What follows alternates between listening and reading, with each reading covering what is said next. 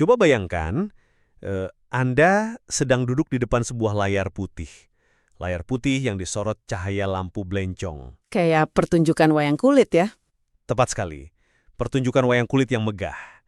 Di layar itu, Anda melihat bayangan karakter-karakter yang saling berbenturan.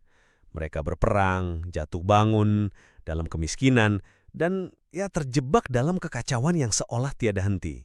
Pastinya insting pertama kita sebagai manusia yang menonton kekacauan itu adalah mencari sang dalang kan? Betul, kita mencari tangan tak terlihat yang sengaja menggerakkan konflik itu demi sebuah lakon yang menguntungkannya. Tapi itu memunculkan pertanyaan yang jauh lebih meresahkan. Oh, maksudnya bagaimana jika sebenarnya kita sedang menatap sebuah ekosistem mekanis yang bergerak sendiri? Ya, bagaimana jika benturan-benturan di layar itu bukan dikendalikan oleh seorang dalang yang manipulatif, melainkan murni karena hukum fisika dari panggung itu sendiri? Konsekuensi dari seberapa besar ruangnya, siapa yang berdiri di mana, dan bagaimana cahaya memantulkan bayangan mereka. Nah, itu pemikiran yang sangat menarik untuk dibedah. Dan itulah inti dari diskusi kita hari ini. Selamat datang di The Debate, ruang diskursus di mana kita membedah berbagai perspektif secara mendalam dan berbasis bukti. Hari ini kita akan membedah sebuah pertanyaan krusial yang terus membayangi masyarakat modern. Ini berakar dari literatur sosiologi klasik hingga analisis kekinian soal matinya kepakaran kan? Tepat.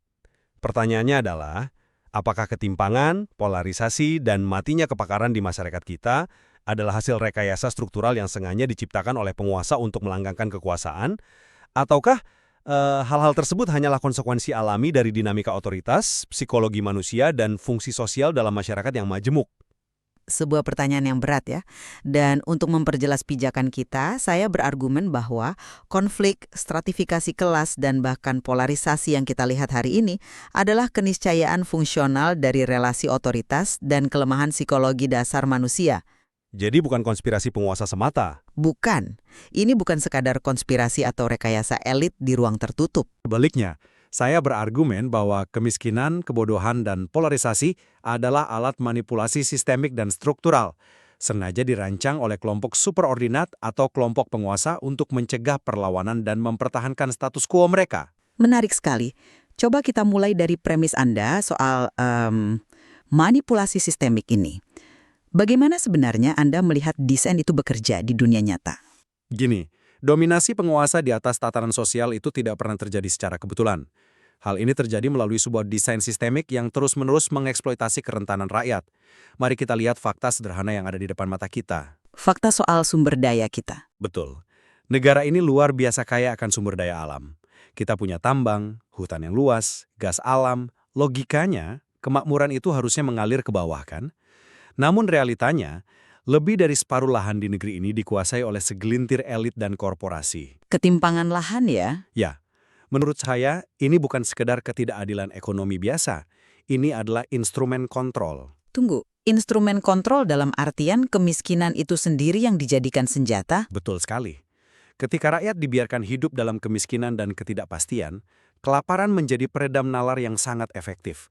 Coba bayangkan seseorang yang bangun pagi dan harus memeras keringat hanya untuk memastikan anak-anaknya bisa makan hari itu. Tentu energinya terkuras habis. Presis. Dia tidak akan punya sisa energi, waktu, atau kejernihan mental untuk berpikir kritis. Apalagi untuk mengorganisasi perlawanan terhadap sistem yang menindasnya. Untuk membuat argumen ini lebih membumi, mari kita uji dengan realitas empiris. Contoh kasusnya apa? Kita bisa melihat konflik agraria yang sangat nyata. Misalnya, kasus masyarakat desa Pulai Gading dengan PT Bumi Persada Permai. Di sana kita melihat korporasi besar yang didukung penuh oleh infrastruktur birokrasi dan aparat merampas hak hidup rakyat demi ekspansi modal. Ini bukan teori netral. Ini perampasan secara sadar. Saya paham arah pemikiran Anda. Dan secara kemanusiaan, kasus-kasus seperti di Pulai Gading memang sangat tragis. Tapi mari kita bedah mekanismenya dari sudut pandang sosiologi. Sebelum Anda masuk ke mekanismenya, izinkan saya memberikan satu analogi yang menurut saya merangkum penderitaan ini dengan sempurna. Silakan. Saya sering membayangkan penderitaan sistemik rakyat ini seperti cerita di novel Gadis Pantai karya Pramudia Anantatwer. Ah, Pramudia. Salah satu karya sosiologis berbalut sastra yang paling kuat kalau menurut saya. Benar. Buat pendengar yang mungkin belum membaca, Bayangkan seorang gadis berusia 14 tahun. Hidupnya lekat dengan bau amis laut, jaring nelayan, dan kebebasan pesisir yang sederhana. Tiba-tiba, ia dipaksa meninggalkan laut dan keluarganya. Hanya untuk dinikahkan dengan seorang priai, kan? Tepat, dinikahkan dengan sebilah keris milik seorang bendoro, seorang priai pembesar. Sang gadis dicabut secara paksa dari akar ekonomi dan sosialnya. Ia dipaksa hidup di gedung besar yang dingin, dibalut pakaian yang membuatnya merasa asing dengan tubuhnya sendiri. Terasing dari realitasnya sendiri. Iya, dijauhkan dari realitasnya agar ia tunduk total tanpa daya kritis. Apa yang dilakukan Bendoro terhadap gadis pantai, persis seperti apa yang dilakukan oligarki modern ini terhadap rakyat kecil. Mencabut mereka dari tanah ulayat dan hak pertaniannya, membuat mereka terasing dan tak berdaya, semata-mata demi dominasi yang absolut. Itu analogi yang sangat puitis dan secara emosional sangat menggugah ya. Siapapun yang mendengar kisah gadis pantai pasti akan langsung membenci sang Bendoro. Kita melihatnya sebagai penjahat yang dengan sengaja merancang penderitaan. Karena memang disengaja kan? Tapi, saya harus memberikan perspektif yang berbeda dari kacamata sosiologi struktural. Realitas sosial berjalan melalui mekanisme yang jauh lebih objektif daripada sekedar niat jahat seorang individu. Objektif bagaimana maksudnya? Bukankah perampasan hak itu adalah tindakan yang disengaja? Tindakan perampasannya mungkin disengaja oleh aktornya, tapi posisi yang memaksa terjadinya konflik itu adalah sesuatu yang struktural. Saya menggunakan kerangka teori konflik dari Ralph Dahrendorf di sini. Menurutnya, otoritas itu tidak melekat pada niat jahat di dalam hati seseorang. Lalu melekat pada apa? Melekat pada posisi di dalam tatanan masyarakat. Jadi akan selalu ada dikotomi antara mereka yang duduk di kursi kekuasaan atau superordinat dan mereka yang berada di bawah atau subordinat. Apa yang Anda sebut sebagai perampasan oleh korporasi di Pulai Gading dalam kacamata Dahrendorf adalah transisi alami dari sebuah masyarakat. Transisi alami.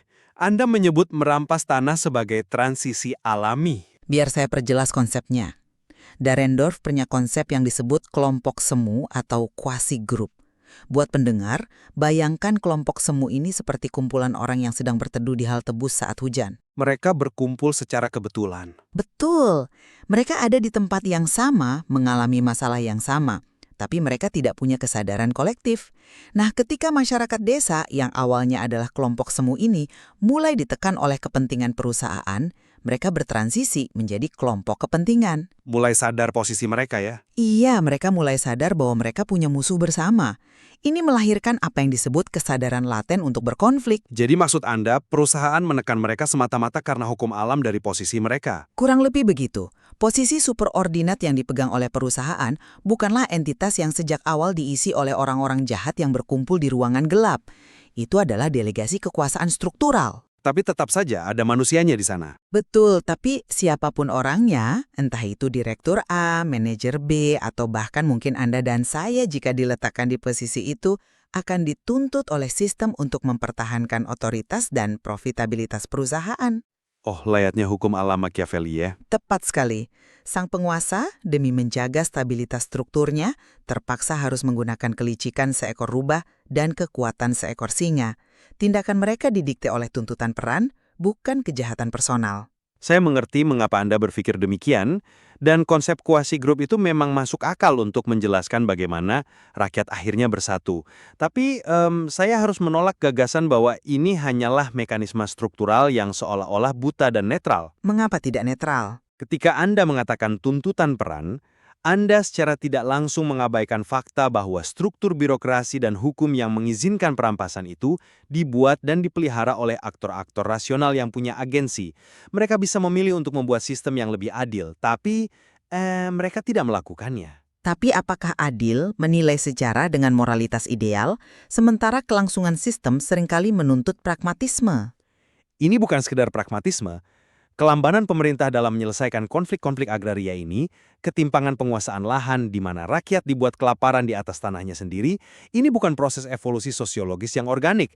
Itu adalah praktik Machiavellian modern yang sangat disengaja. Praktik yang disengaja bagaimana? Penguasa secara sadar mengabaikan etika demi efektivitas kekuasaan, mereka menggunakan birokrasi bukan sebagai alat pelayanan publik, melainkan sebagai tameng pelindung bagi para pemodal. Proses perizinan yang berbelit-belit bagi rakyat, tapi jalan tol bagi korporasi itu by design.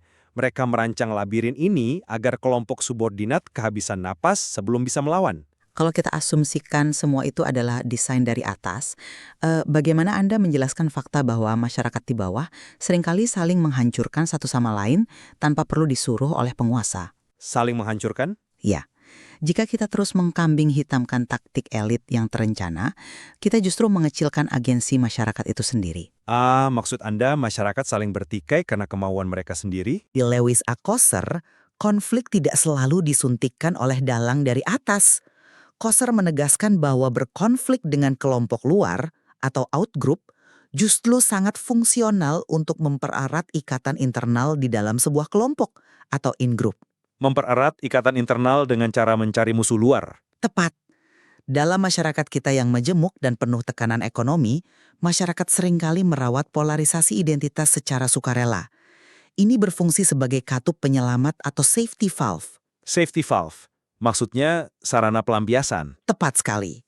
Bayangkan sebuah panci presto yang terus dipanaskan. Harus ada katup kecil yang melepaskan uap agar pancinya tidak meledak, kan? Betul? Friksi antar kelompok agama, suku, atau pendukung politik di masyarakat kelas bawah adalah cara mereka menyalurkan ketidakpuasan dan frustrasi hidup sehari-hari, tanpa harus membongkar atau menghancurkan tatanan hierarki sosial di atasnya. Saya setuju bahwa katup penyelamat itu secara psikologis memang ada. Tetapi mari kita lihat bagaimana katup ini dipersenjatai. Kalau tadi kita bicara soal penguasaan lahan secara fisik, sekarang mari kita alirkan diskusinya ke penguasaan pikiran. Penguasaan pikiran? Ya, karena disinilah manipulasi sistemik itu paling nyata. Bagaimana elit mengelola katup penyelamat yang Anda sebut tadi. Mereka menggunakan algoritma divide and conquer. Pecah belah dan kuasa. Konsep yang sangat kuno. Kuno, tapi terus berevolusi. Di masa penjajahan, Belanda membagi rakyat kita secara etnis dan rasial secara sistematis. Mereka membentuk klasifikasi hukum yang memisahkan golongan Eropa, Timur Asing, dan pribumi. Mereka memastikan ada tembok tebal antar golongan. Itu sejarah masa lalu, kan? Tapi taktik ini kini diadaptasi secara luar biasa canggih menjadi politik identitas modern dan algoritma media sosial. Ini adalah rekayasa algoritmik. Pecah belah kelompok sosial berdasarkan isu-isu sensitif, berikan insentif kemarahan yang berbeda pada setiap kelompok, lalu biarkan mereka saling serang. Dan hasilnya? Hasilnya adalah dominasi total dari elit yang posisinya tak tergoyahkan. Elit menciptakan musuh-musuh fiktif di level bawah, mengadu domba tetangga dengan tetangga, agar rakyat tidak pernah sempat mendongak dan melihat musuh yang sebenarnya ada di atas mereka. Saya harus jujur, saya kurang sepakat dengan alur pemikiran bahwa algoritma perpecahan ini murni diciptakan sebagai alat kontrol elitis. Mari kita lihat dari sudut pandang psikologi yang mendasarinya. Pernahkah Anda membaca hukum ke-27 dari buku 48 Laws of Power karya Robert Greene? Tentang menciptakan pengikut layaknya sekte. Betul sekali. Hukum itu berbunyi, permainkan kebutuhan orang lain untuk mempercayai sesuatu guna menciptakan pengikut setia. Artinya, fondasi dari divide and conquer yang Anda sebutkan tadi bukanlah kepintaran elit yang maha tahu, melainkan kerentanan psikologis yang sudah inherent. Sudah tertanam di dalam manusia. Iya, sudah tertanam di dalam DNA manusia. Kerentanan seperti apa tepatnya yang Anda maksud? Manusia purba bertahan hidup karena mereka berkelompok. Di era modern, insting itu termanifestasi sebagai kebutuhan psikologis yang luar biasa besar untuk memiliki dogma, untuk mempercayai sesuatu secara absolut. Kita, secara alamiah, tidak tahan dengan keraguan. Ambiguitas itu menakutkan bagi otak manusia. Jadi kita mencari kepastian semu. Persis. Karena itu, masyarakat awam secara proaktif bahkan sukarela menjebloskan diri mereka sendiri ke dalam narasi fanatisme. Entah itu sekte politik, kelompok ekstrim, atau fan club selebritas. Kita butuh narasi kita versus mereka untuk merasa aman. Tapi elit memanfaatkannya. Iya, tentu politisi memanfaatkannya. Tapi apakah mereka menciptakannya? Tidak. Bibit perpecahan itu ada pada desain evolusioner otak kita sendiri. Elit hanya menunggangi gelombangnya. Nah, justru disitulah letak argumen utama saya. Fakta bahwa kerentanan evolusioner itu nyata membuat eksploitasi yang dilakukan secara sadar oleh elit menjadi sebuah kejahatan struktural yang tidak bisa dimaafkan. Kejahatan terstruktur. Ya, mereka tahu kita punya titik buta, dan alih-alih mengedukasi masyarakat, mereka mengeksploitasinya. Dan eksploitasi ini mencapai titik puncaknya pada sebuah fenomena modern yang sangat mengerikan. Matinya kepakaran atau the death of expertise, seperti yang ditulis oleh Tom Nichols. Tom Nichols, buku yang sangat relevan. Tapi bagaimana Anda menghubungkan matinya kepakaran dengan manipulasi elit? Coba lihat kondisi kita saat ini. Polarisasi merajalela. Hoax dan teori konspirasi menyebar lebih cepat daripada sains. Jurnalisme direduksi menjadi clickbait yang memicu amarah, dan masyarakat awam tiba-tiba merasa lebih pintar dari pakar yang sudah mendedikasikan hidupnya untuk meneliti suatu bidang. Sebuah kekacauan informasi. Dan kondisi kacau balau ini sangat-sangat menguntungkan para oligarki. Mengapa? Karena ketika rakyat tidak lagi bisa membedakan mana kebenaran objektif dan mana kebohongan, elit bisa bertindak tanpa akuntabilitas. Maksud Anda, elit secara aktif mendesain kebodohan publik? Tepat. Bukankah kita melihat fenomena di mana pendidikan berkualitas dibiarkan mahal tak terjangkau? Atau kurikulum pendidikan yang terus diganti dan dikebiri, didesain hanya untuk mencetak pekerja teknis dan pabrik, bukan untuk menghasilkan pemikir kritis? Itu tuduhan yang serius. Karena dampaknya nyata. Masyarakat yang tidak percaya pada sains, yang menolak data demografi, yang buta terhadap analisis hukum, adalah masyarakat yang tidak akan mampu menantang kebijakan publik yang korup. Matinya kepakaran bukanlah kecelakaan budaya, ini adalah pembodohan deliberatif, pembodohan yang disengaja untuk melanggengkan kekuasaan absolut. Itu kesimpulan yang menarik dan sangat provokatif. Namun, saya akan membingkainya dari perspektif yang sama sekali berbeda. Jika kita benar-benar membedah argumen Tom Nichols secara teliti, fenomena matinya kepakaran justru didorong oleh variabel-variabel sosiokultural yang lahir dari rahim modernitas itu sendiri. Bukan dari penguasa. Bukan dari ruang gelap konspirasi elit yang ingin mengebiri kurikulum pendidikan. Lalu, apa yang membunuh kepakaran kalau bukan sistem yang meremehkannya? Nichols menyoroti 4 faktor utama. Dan coba kita perhatikan bagaimana semuanya berakar dari perilaku grassroots atau akar rumput. Pertama, kemudahan akses internet. Ironisnya, karena semua informasi kini ada di ujung jari, otak manusia mengalami kelebihan beban information overload. Orang jadi malas mencari yang benar di sebelumnya. Oke, saya setuju soal bias konfirmasi di internet, tapi bagaimana dengan institusi pendidikannya? Itu poin kedua, Nichols. Komodifikasi pendidikan. Pergeseran budaya di mana mahasiswa tidak lagi diperlakukan sebagai pelajar yang harus dididik secara rigor, melainkan sebagai klien yang harus dipuaskan karena mereka sudah membayar mahal. Pendidikan sebagai bisnis. Betul. Akibatnya ijazah tidak lagi mencerminkan kompetensi intelektual, melainkan sekedar transaksi finansial. Orang merasa pintar hanya karena punya gelar sarjana, padahal mereka tidak diajarkan cara berpikir kritis.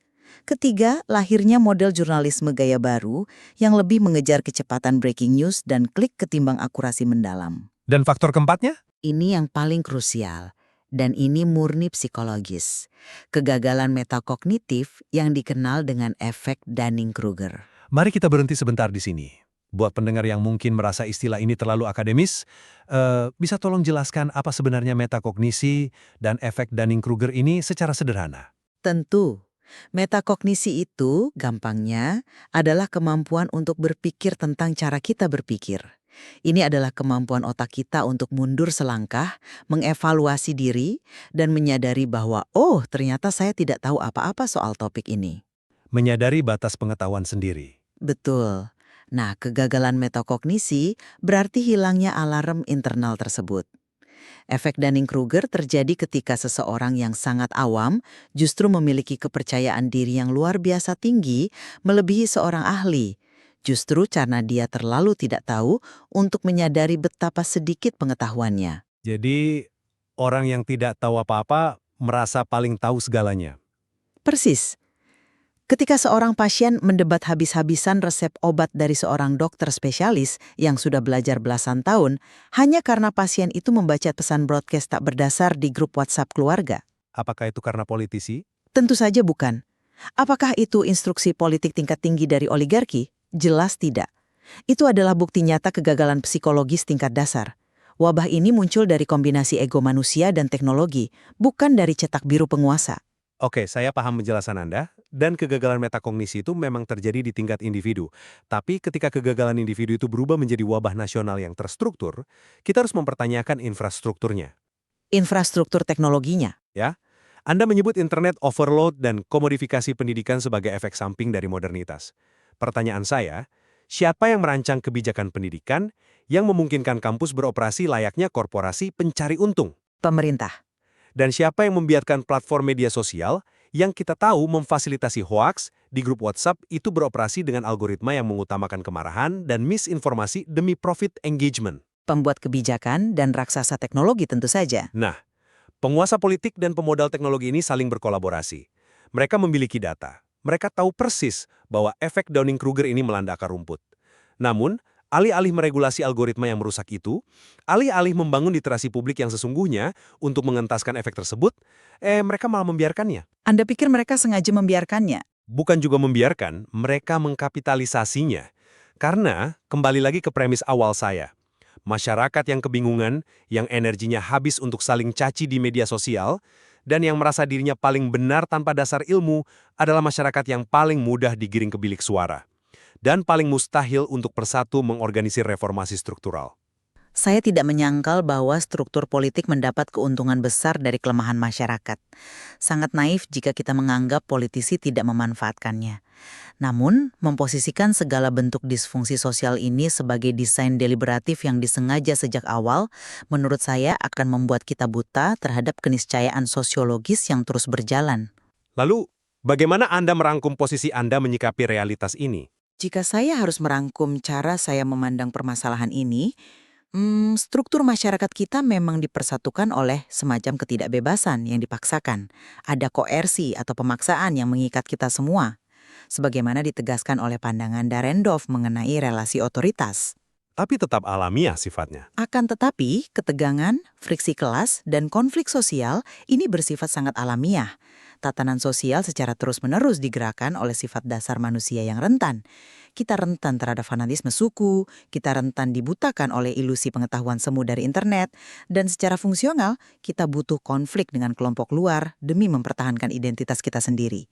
Pertikaian, kebodohan, dan polarisasi adalah produk sampingan asap buangan dari mesin interaksi manusia yang luar biasa kompleks. Ini bukan semata-mata lakon hitam putih yang naskahnya ditulis penuh ketelitian oleh penguasa yang maha kuasa. Perspektif yang sangat solid, meski saya akan tetap teguh pada kerangka yang berbeda. Untuk merangkum pandangan saya mengakui dan sepakat bahwa ada kelemahan psikologis, kebutuhan tribalisme, dan kegagalan metakognitif yang inheren pada diri manusia. Tapi eksploitasinya yang jadi masalah. Iya, realitas sejarah ekonomi, politik, dan sosiologi kita membuktikan bahwa kelemahan ini tidak dibiarkan beroperasi secara acak. Kelompok dominan, para pemilik modal, oligarki, dan elit politik secara terstruktur dan tanpa henti mengapitalisasi kelemahan tersebut. Melalui instrumen privatisasi lahan yang merampas dan memiskinkan, melalui algoritma pecah belah yang merupakan warisan taktik kolonial, serta melalui pelemahan sistem pendidikan secara terukur. Mereka melestarikan ketidaktahuan kita. Pembodohan sebagai alat kontrol. Betul. Kebodohan massal bukanlah sekadar produk sampingan atau asap buangan dari modernitas. Ini adalah alat operasional yang paling efektif untuk mencegah kebangkitan kesadaran kelas dari masyarakat subordinat. Menarik. Terlepas dari perbedaan mencolok soal sejauh mana level kesengajaan ini beroperasi, saya rasa dalam diskusi ini kita berdua telah mencapai sebuah titik konvergensi yang sangat penting. Bahwa masyarakat modern kita sedang berada di ujung tanduk. Tepat, tatanan sosial modern berada dalam kondisi kerentanan yang sangat tinggi. Dinamika kekuasaan struktural dari atas dan psikologi akses informasi dari bawah kini saling bersilangan dengan cara yang tidak pernah terjadi sebelumnya dalam sejarah peradaban. Kedua gaya ini mendikte cara kita sebagai manusia awam dalam melihat realitas hidup dan dalam memandang satu sama lain. Mesin sosial ini berjalan dari dua arah.